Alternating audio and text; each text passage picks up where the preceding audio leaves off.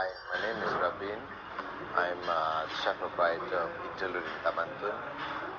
Interlude is 2.5 years old. I came back 3 years ago, having spent 15 years in Melbourne to come and set up Interlude.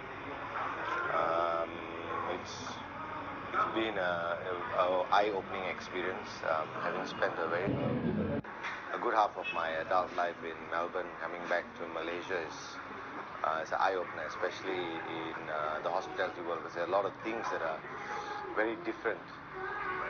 So when we first came over to Tamantun to set up Interlude,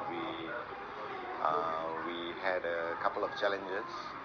We started off as an international tapas bar, and I think that is not exactly what the Tamantun residents wanted. So eight menus later, we are now doing sort of trendy gastro bar food. A lot of the things are actually made in-house, part and parcel of Interlude's repertoire. We also believe in using a lot of local produce, as opposed to just importing anything under the sun.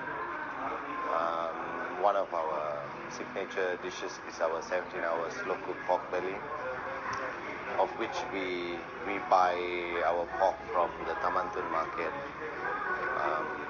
There's a high focus on using local produce here and making things from scratch, although we are a bar. I'm always asked, where did Interlude get its name?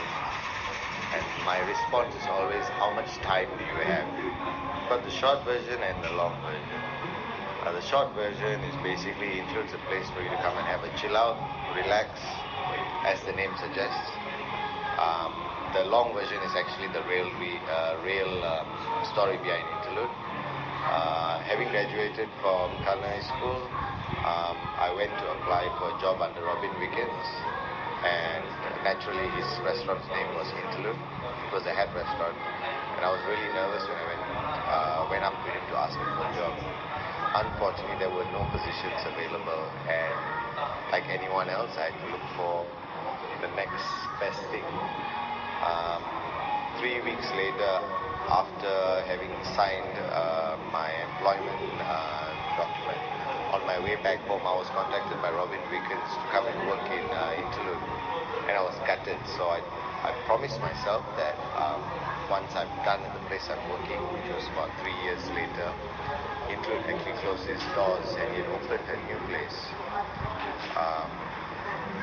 So all that aside, when I came back to Malaysia and we were trying to figure out a name for this bar, this story came back to me, and I told myself one day I will work in Interlude, and here we are.